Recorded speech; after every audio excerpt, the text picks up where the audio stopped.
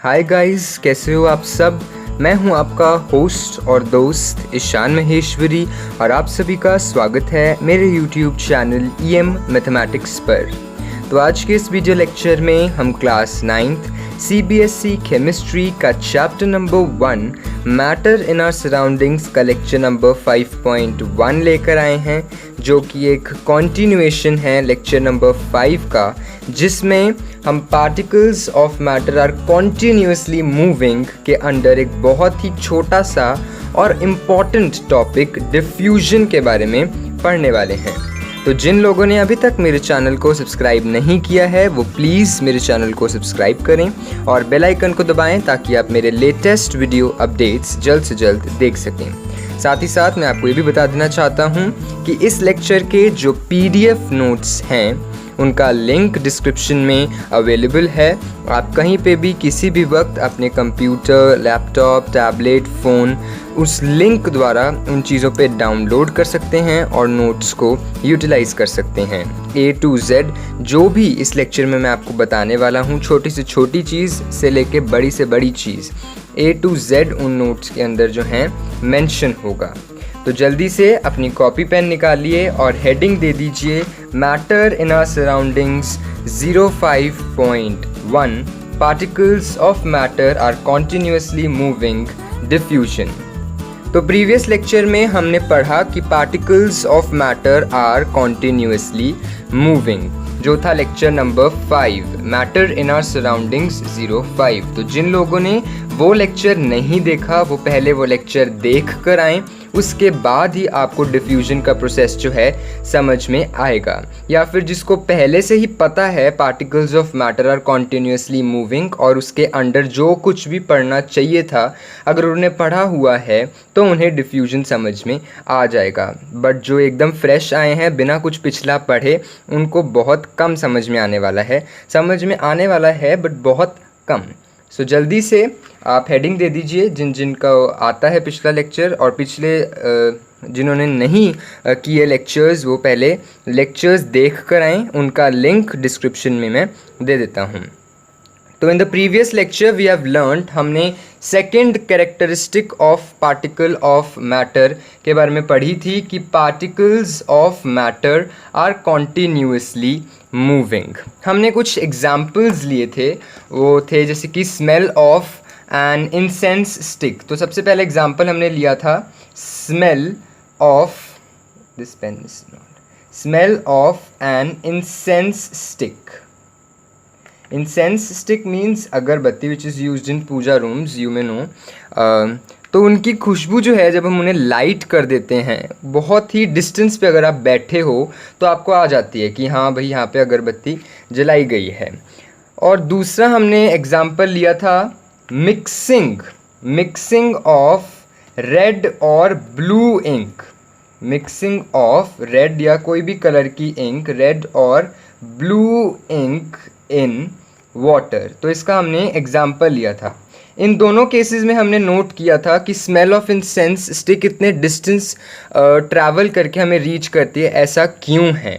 दूसरे में हमने देखा था कि जैसे ही आप ब्लू इंक की ड्रॉप डालते हो वैसे ही ब्लू इंक पूरे पानी में फैल जाती है। इनके पीछे का रीज़न क्यों है। तो इनका पीछे का रीज़न ये निकल के आया था कि जो पार्टिकल्स हैं मैटर के कॉन्टिन्यूसली मूव कर रहे हैं।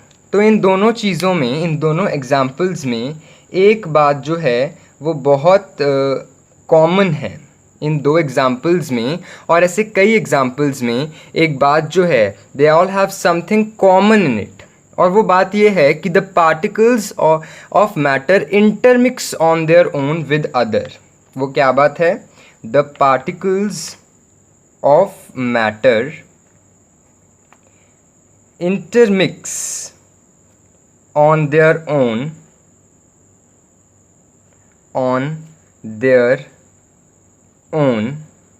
with other। तो आज जैसे कि आपने देखा इंसेंस स्टिक हमारे तक उसकी स्मेल हमारे तक कैसे पहुंचती है। उसमें जो इंसेंस स्टिक के पार्टिकल्स हैं वो एयर के पार्टिकल्स के साथ इंटरमिक्स हो जाते हैं, और फिर क्योंकि particles of matter are continuously moving तो वो मूव करके दोनों इकट्ठे हमारे नॉस्ट्रिल्स तक आ जाते हैं, hence we are able to smell it. तो क्या चीज़ कॉमन निकली इसमें कि इंसेंस स्टिक्स के जो पार्टिकल्स हैं वो एयर के पार्टिकल्स के साथ इंटरमिक्स हो जाते हैं और हेंस हमारे नॉस्ट्रिल्स तक पहुंच जाते हैं। सेकेंड केस में भी बिल्कुल यही सेम चीज़ है कि जो ब्लू या रेड इंक के पार्टिकल्स हैं वो वाटर के पार्टिकल्स के साथ मिल जाते हैं, इसलिए रेड इंक या ब्लू इंक वाटर में पूरी तरह से फैल जाता है। तो दोनों चीज़ों में एक चीज़ कॉमन ये निकल के आई कि the particles of matter intermix on their own with other. अब ये कैसे इंटरमिक्स होते हैं? दे डू सो इंटरमिक्स कैसे होते हैं? बाय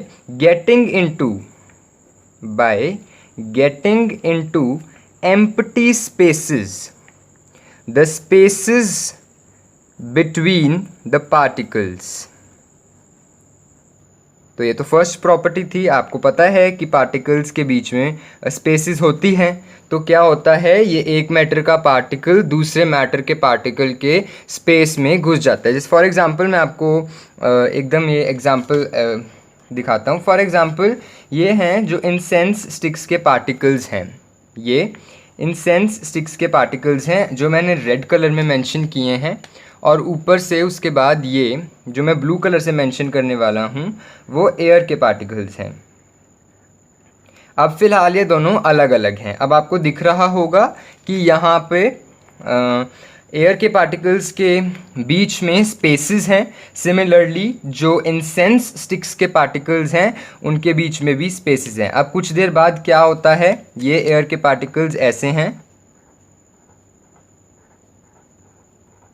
और इंसेंस स्टिक्स के जो पार्टिकल्स हैं वो कैसे एयर के पार्टिकल्स के बीच में घुस जाते हैं, जो एम्प्टी स्पेसेस हैं उसमें पार्टिकल्स घुस जाते हैं ऐसे। हेंस यहाँ पे अलग अलग थे और यहाँ पे क्या हुआ, यहाँ पे हो गई intermixing.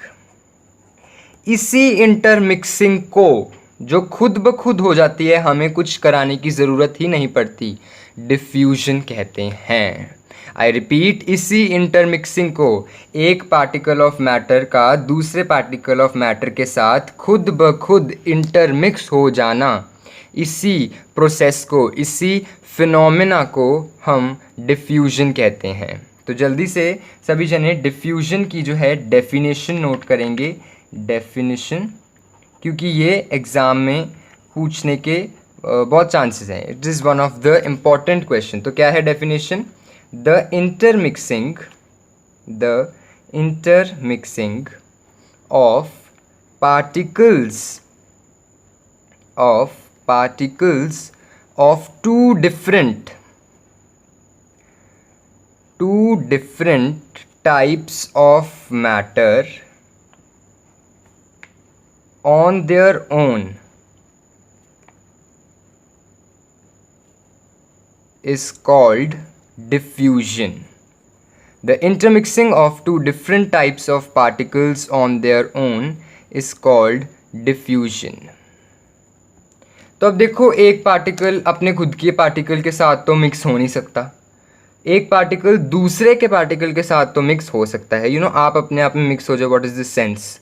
This is absolutely nonsense. But if I say that you बहुत सारे बच्चों के बीच में आप कहीं घुल मिल गए, यू मिक्स, तो then it is making some sense. So this is in case of particles of matter as well, कि the intermixing of particles of two different types of matter on their own is called diffusion. दो different types of particles of matter का खुद ब खुद mix होना, हम उसमें कुछ नहीं कर सकते, इस प्रोसेस को हम कहेंगे डिफ्यूजन। अब बहुत इम्पॉर्टेंट है डिफ्यूजन के ऊपर ये बात जो मैं लिखने वाला हूँ इस चैप्टर में, और इस लेक्चर में और कुछ समझ आया ना आया हो, डिफ्यूजन की डेफिनेशन और ये जो रिमार्क में मैं बात लिखवाने वाला हूँ ये आपको ज़रूर से ज़रूर आनी चाहिए।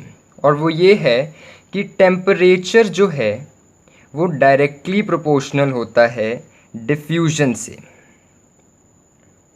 कहने का मतलब है टेम्परेचर को बढ़ाओगे तो डिफ्यूजन भी बढ़ेगा। अब ऐसा क्यों है? देखो पिछले लेक्चर में, अभी पिछले लेक्चर की बात यहाँ पे इसलिए क्योंकि बहुत इंपॉर्टेंट है वो बात। अब पिछले लेक्चर जिनको नहीं आता वो उनको समझ में नहीं आएगा, इसलिए मैंने कहा था कि पिछले लेक्चर आपको देख के आना है। तो क्या है, पिछले लेक्चर में हमने देखा था temperature is directly proportional to kinetic energy of particles. जो फर्दर डायरेक्टली प्रोपोर्शनल है movement of particles, movement of particles. So, on increasing temperature, diffusion also increases. Diffusion also increases. तो देखो क्या होता है, टेम्परेचर बढ़ाओगे तो पार्टिकल्स की काइनेटिक एनर्जी वो एनर्जी होती है जो उन पार्टिकल्स में प्रेजेंट होती है जो मूव कर रहे होते हैं, जो मोशन में होते हैं। आई रिपीट, काइनेटिक एनर्जी वो एनर्जी है जो वो पार्टिकल्स पोजेस करते हैं जो मोशन में होते हैं। तो आपको पता है पार्टिकल्स ऑफ मैटर तो मोशन में होते ही हैं because they are continuously moving, इसलिए पार्टिकल्स ऑफ मैटर जो है काइनेटिक एनर्जी पोजेस करते हैं। अब जितना ज़्यादा तेज़ मोशन होगा उतनी ज़्यादा काइनेटिक एनर्जी होगी, जितनी ज़्यादा तेज़ मूवमेंट होगी उतनी ज़्यादा तेज़ काइनेटिक एनर्जी होगी। तो क्या होता है, टेम्परेचर बढ़ाने से काइनेटिक एनर्जी बढ़ जाती है। पार्टिकल्स के पास टेम्परेचर बढ़ाओगे मतलब हीट दे रहे हो आप उन्हें, और हीट भी एक फॉर्म ऑफ एनर्जी है।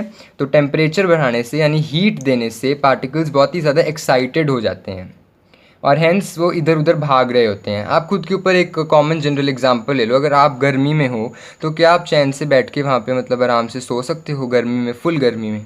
इफ़ यू आर हीटेड, आप इधर से उधर भागोगे, अपने आप को मतलब कीप ऑन मूविंग करोगे so that you feel normal. Same particles के केस में है, टेम्परेचर बढ़ाओगे तो वो पार्टिकल्स इधर उधर भागने लगेंगे। अब इधर उधर भागने लगेंगे तो उनकी काइनेटिक एनर्जी बढ़ेगी। अब जब वो तेज़ तेज़ भाग रहे हैं तो उनकी इंटरमिक्सिंग भी बहुत तेज़ होने वाली है। देखो कहाँ, तो ये धीरे धीरे अगर ये पार्टिकल्स चल के आते फिर मिलते, डिफ्यूजन बहुत धीरे धीरे हो रहा है। कहाँ एकदम फटाफट आए, एकदम ऐसे स्पीड पे फुल ऑन और एकदम मिक्स हो गए एक दूसरे में। तो है ना, फ़र्क पड़ता है ना डिफ्यूजन के ऊपर। इसीलिए टेम्परेचर बढ़ाओगे तो काइनेटिक एनर्जी ऑफ पार्टिकल्स बढ़ेगी।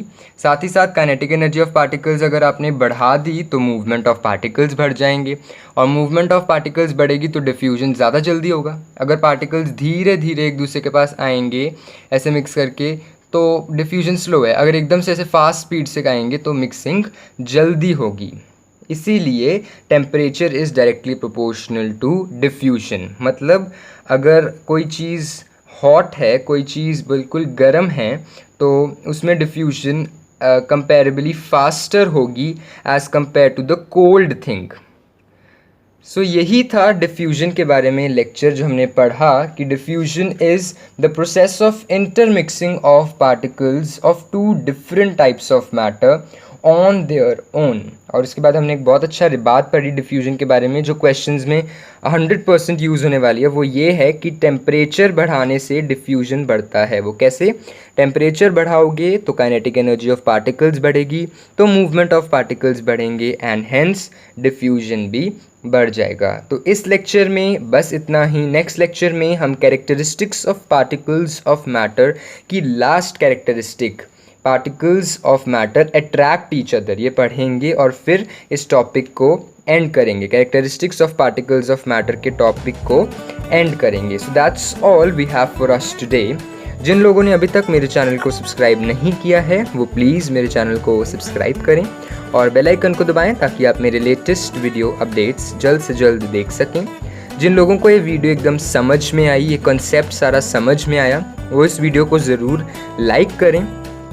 और अगर आपको ये ज़्यादा पसंद आई तो इसे अपने फ्रेंड्स, फेलोमेट्स, क्लासमेट्स के बीच में शेयर करें। और साथ ही साथ कमेंट सेक्शन में अगर कोई डाउट है तो उसे मेंशन करना ना भूलें। और एक बार मैं आपको फिर से याद दिला दूं तो इस लेक्चर के जो PDF नोट्स हैं उनका लिंक डिस्क्रिप्शन में अवेलेबल है, तो आप वहां पे जल्दी से जाएं और PDF नोट्स को डाउनलोड करके यूटिलाइज करें। Once again thank you all of you and have a very nice day ahead.